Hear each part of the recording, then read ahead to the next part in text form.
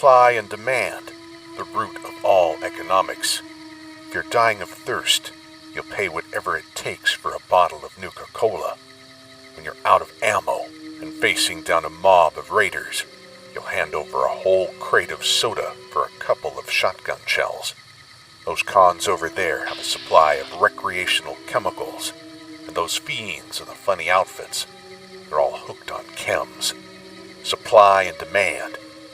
Once you got a customer addicted to chems, you got a customer for life, however long that might be.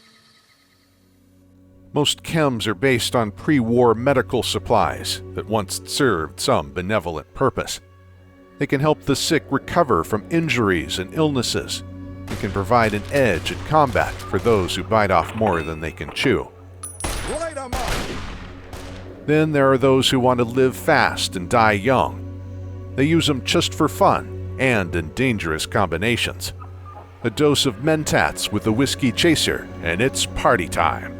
The problem for chem pushers is that pre-war meds are rare, and making your own requires lots of resources, plus an understanding of science. After the Great War, the dealers needed something that could be manufactured in the modern world, using readily available materials, and not much gets manufactured anymore. About the most abundant resource the Wasteland has is Brahmin There's not many people with degrees in chemistry, but anyone can shovel Brahmin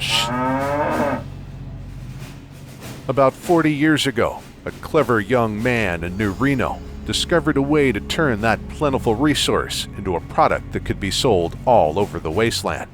He was a boy genius, and if he had been born 300 years ago, he would probably been a distinguished doctor. In New Reno, he ended up helping the Mordino crime family make new chems out of anything that could be smoked, injected, or snorted. He learned that when Brahmin were fed certain protein extracts, their dung would give off peculiar fumes. Anyone inhaling that gas would get all hopped up and full of pep. Took him a while to get the formula just right. The graveyard outside of New Reno is full of test subjects who OD'd on the experimental formulas.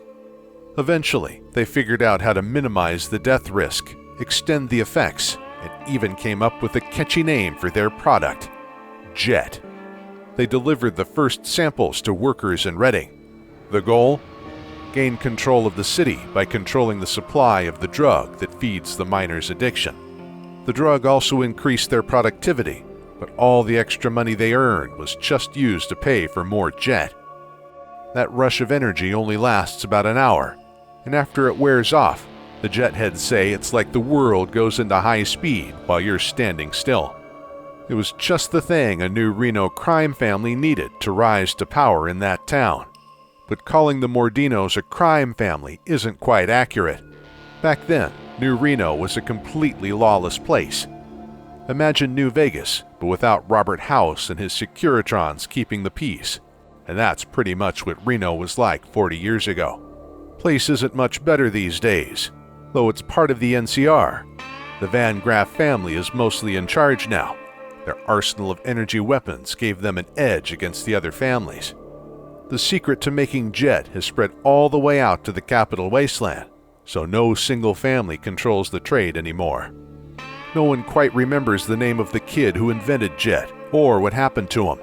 He disappeared not long after Jet addiction swept through New California. The Mordinos didn't let him out of his laboratory very often, but they did bring in some local working girls to keep the kid entertained, and a few of the older gals at the cat spa still remember servicing a pasty-faced teenage genius back in New Reno's heyday.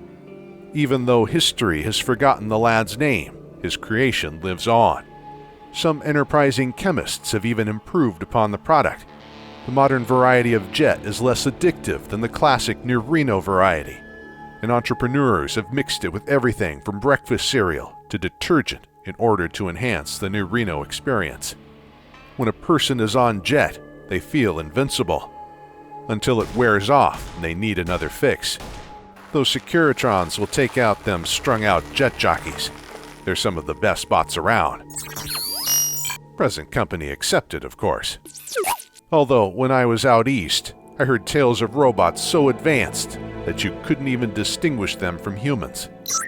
Oh yeah, so lifelike in fact. Even they don't realize they aren't human. But that is a story for another day.